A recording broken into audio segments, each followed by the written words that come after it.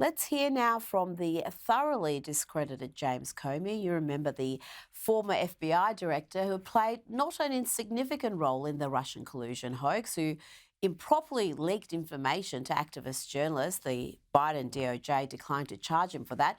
He may not be so lucky now that he's under criminal investigation. And don't forget that bizarre behaviour where he posted a threat or a death wish against the president.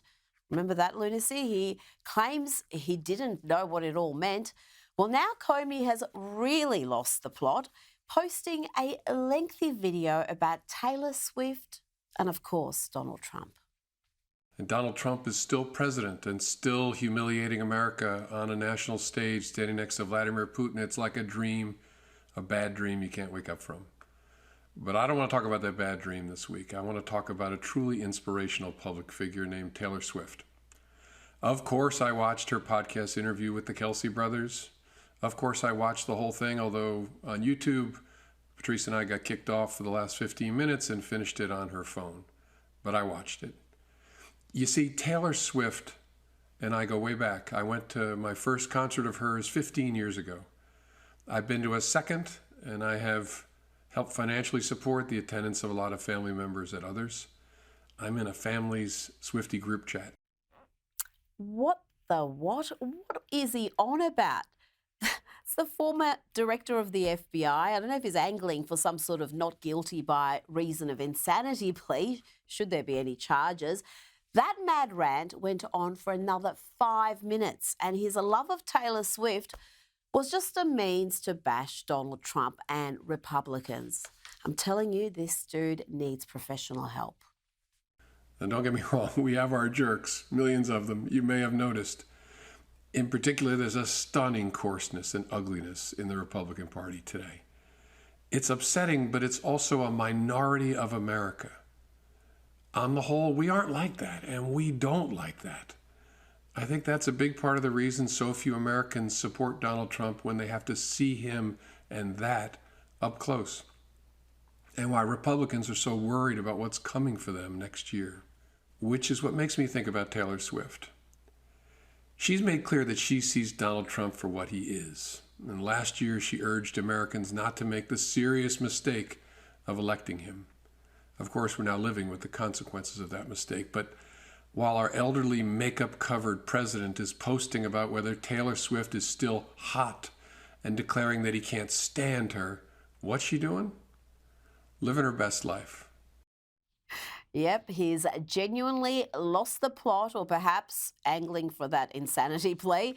Joining me now is Newsweek's senior editor-at-large and Article 3 Project Senior Counsel, Josh Hammer. Josh, the former FBI director, together with the former CIA director, John Brennan, are reportedly under criminal investigation for their part in the Russian collusion hoax, including allegedly making false statements to Congress. How worried should he be? He's saying Republicans are worried about what's coming next year. Should he be worried? You know, Rita, first of all, it's pretty late here on the East Coast of the United States, and I was planning on just going to sleep after our conversation. But after this video that I have just seen, I am utterly terrified of the possibility that I'm going to be awake all night due to just serial recurring nightmares. So I'm going to have to go in bed and find some comedy on Netflix to just unwind and just try to forget the horror that I just saw there. But, James Comey, going on and on there about how Taylor Swift has seen President Trump up close. Well, now I've also seen Jim Comey up close for the first time in God knows how long. Dude looks like he's aged 25 years over the past 7 or 8 years. First of all, I don't know what he's doing in his personal life. I don't know what's going on there. But I mean, talk about just, what was that? Like literally, what was that? I mean, is he literally trying out to become like the backup drummer for the new Taylor Swift traveling band? Is he trying to be like the third wheel in the Travis Kelce Taylor Swift relationship? I mean, what is his end game here exactly there? But if I were Jim Comey, if I were offering unsolicited legal advice to Jim Comey, which I would never do because I would personally prefer to see him locked up behind bars. But if hypothetically I were offering unsolicited legal advice to Jim Comey, I would say stop watching your stupid Taylor Swift crap on the internet and probably go find a good criminal defense lawyer, dude, because you actually need it, because you have probably lied to Congress within the 5-year statute of limitations there. I think that Jim Comey Clapper, Hillary Clinton. I think all three of them are actually in serious jeopardy here when it comes to the 5-year statute of limitations there. I think the Pam Bondi task force, Rita, is very much on the case there. And if I were Jim Comey, I would be very, very worried. He should stop with this stupid crap. I don't know what the heck he's trying to do here with the Taylor Swift thing, but frankly, it's creepy. It's really, really, really weird there. I would just focus on trying to avoid prison time, dude. I think there need to be charges, Josh. We've spoken about this in the past. It's all well and good to have some level of transparency and have an understanding of how this Russian collusion hoax came about, who was involved, who was complicit. But without some accountability, without some consequences, what's going to be the disincentive for the Democrats not to do this again the next time around? Well, you're totally right. There will be no disincentive. Now, it's tragically late as it is. I mean, let's just be clear here. When we're talking about Russiagate, when we're talking about Brennan, Clapper, and Comey cooking the books to launder the Steele dossier, Fusion GPS, Hillary Clinton campaign through the very tail end of the Obama intelligence community, we're talking here about 2016, 2017. I mean, we're talking here about crimes that were committed 8.5, almost 9 years ago, depending on the specific conduct. So the fact that we're even having this conversation now, I think, is frustrating in and of itself. This is a conversation that very much should have happened, frankly, during the first Trump term. I mean, we shouldn't have been talking about the Mueller probe and trying to investigate whether or not Donald Trump was actually a Manchurian candidate, Putin, Kremlin asset. We should have been talking about trying to put people like Jim Comey and John Brennan and Jim Clapper in jail. So the fact that we're having this conversation delayed is extremely frustrating, in and of itself. The problem, Rita, as you and I have discussed, is that a lot of the, shall we say, flashier, sexier crimes have statutes of limitations there. Now, again, as we discussed in the past there, I am of the opinion there that if I were recommending to Pam Bondi's DOJ task force, I think that it is well within the bounds of reason and, dare I say, even prudence to try to get, shall we say, a little creative with some of these statute of limitations tolling, the same way that Alvin Bragg was very creative to Donald Trump when it came to the whole Stormy Daniels, Michael Cohen fraudulent bookkeeping statute there. I mean, the statute of limitations for those quote unquote crimes should have expired like 5 or 6 years or something there, and they found some way to stick that work in the most Stalinist trial in American history there. So if there's a will, there's a way. I don't necessarily love that I'm saying this, by the way. I'm a lawyer. I revere the rule of law, the Constitution there. But Rita, the point is, I think you and I are of like mind on this. Unless you teach these people a lesson, unless until you really sock them across the jaw and they pay some sort of serious price for this, they're going to escalate and escalate and escalate until we're all in some proverbial or literal gulag. And I know that I personally don't want to end up like that. No, well said. Now to the Russia-Ukraine war. We saw the show of strength from the US, including that stealth bomber flyover over Vladimir Putin's head. But overnight, we've had the Ukrainian leader, Zelensky, speak out about these negotiations. He had this to say. The constitution of Ukraine makes it impossible to give up territory or trade land. Since the territorial issue is so important, it should be discussed only by the leaders of Ukraine and Russia at the trilateral Ukraine, United States, Russia. So far, Russia gives no sign that trilateral will happen. Josh, he referenced the Ukrainian constitution there and called for further economic sanctions against Russia. How do you see this latest development? Okay, so first of all, the optics of this meeting in Anchorage, Alaska on Friday were really incredible, Rita, weren't they? I mean, the B-2 bomber flying overhead. I mean, as they were walking down the red carpet, Donald Trump taking Vladimir Putin's hand and like physically pulling in for like the world's ultimate power handshake. I mean, the optics were just can't miss, unmistakable stuff. The problem here in this conflict, and Zelensky saying there what he's been saying for the past 3.5 years, which is that Ukraine is not ready or willing to give up an inch of territory.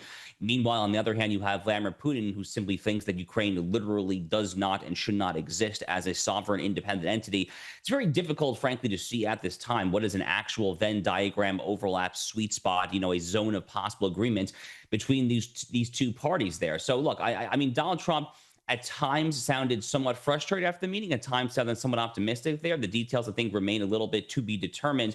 But both of these men are going to have to budge there. I mean, Putin is going to have to recognize that Ukraine has existed since the downfall of communism and is going to continue to exist as an independent country. Zelensky is going to have to concede the reality on the ground as far as where the military troops are and so forth, that Ukraine is not going to have these same borders after this war that it had prior to the February 2022 incursion from the Russian army. On the other hand, Ukraine's going to have to accept as well that they're not going to join NATO and the European Union. So there's going to have to be a lot of give and take here on both sides. The rough outlines of a deal, Rita, I think are pretty clear. They've been fairly clear now for about 2 years, which is really probably 3 years, which is the most frustrating part of all this there. But again, these two guys just aren't willing to budge there. But you know what? Here's what I know. I know that if there's one guy who can actually get this through across the finish line, it's the guy who got the peace deal between Cambodia and Thailand, between Congo and Rwanda, India and Pakistan, Armenia and Azerbaijan, Israel and Iran. My goodness gracious, how many peace deals has this guy gotten just in the past 6-7 years, or past 6-7 months of this administration there? So we'll see if he's got one more trick up his card, Rita, but I definitely would not discount the possibility. Now, the Democrats are turning on each other. Mayor Eric Adams has hit out at the man likely to replace him as mayor, Democrat and communist Zoran Mamdani, who, despite being a Muslim, Josh, wants to decriminalise prostitution.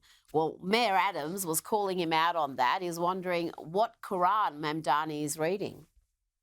I'm a man of God, just as Mamdani says he's a Muslim. I don't know where in his Quran does it state it's okay for a woman to be on the street selling their body. I don't know what Quran he's reading. It's not in my Bible. And so if that's his belief, it is danger for our city. Josh, I've got to say, it's controversial, obviously, for Mayor Adams to say what he said, but I'm so glad he is calling out this unholy alliance that exists between, and Mamdani is really a good representative of it, this unholy alliance between the far left and Islamists, you could call them, who've got nothing in common other than their hate for the West and their hate of conservatives and Republicans. Yeah, it's the old red-green alliance, and Zoran Mamdani is the singular encapsulation of this. By the way, so is this nut job running for mayor in Minneapolis, Minnesota, Omar Fateh as well. Exact same thing there. But, you know, Mamdani, you know, Eric Adams is right. I mean, Mamdani is not a, shall we say, he's not a Hamas-style Islamist. I mean, this is not someone who actually believes in the universal binding nature of Sharia law. Rather, what Mamdani does is he takes kind of the identity politics aspect of his Islamic background and then takes it and kind of transmogrifies it, launders it through the prism of progressive politics. That's how you get him going all in on the globalized, the intifada stuff when it comes to Israel, when it comes to his anti-Semitism there, when it comes to his whole noxious DEI woke worldview. But I mean, this is obviously not someone who is a particularly pious or religious Muslim there. But you know, Rita, I never fail to laugh, you know, when these individuals come along. I think back more often than I probably should about a woman named Linda Sarsour. The world has probably forgotten that she existed. Her. But she was the leader of the Women's March back in 2017. And there were these old tweets of hers kind of lauding Sharia law and what it said about credit cards and interest payments. It was apparently a very favorable liberal policy there. I mean, has anyone asked Linda Sarsour, the leader of the Women's March, what Sharia law says about, I don't know, women and about like women's rights and all that there? So I mean, this whole red-green alliance, Rita, I mean, as you properly say, it's all about destroying Jews, Christians, the West, capitalism, literally all of Western civilization. But I mean, it's a rather odd alliance, isn't it? It is, and you know how it's going to end because those two groups really agree on nothing, and one of them is not particularly tolerant of anything that is not part of their belief system. Now, from one Democrat city to another, LA is a mess. Downtown LA is derelict, depressing place. It's getting some attention for just the huge crime, Josh, the homelessness, businesses boarded up. And we see this across the US in some of these big, former, glorious cities that are just shadows of their former self. What's the solution to this decay? They do have one thing in common. They are all ruled by Democrats and long term. But if the people keep voting for politicians who enable this. What is the solution? Is there a way to recover these cities and restore them to their former glory?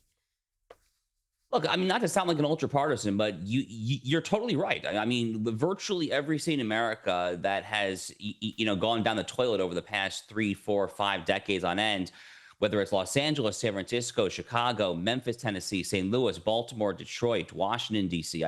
Philadelphia, Pennsylvania. I mean, there's just so many examples there.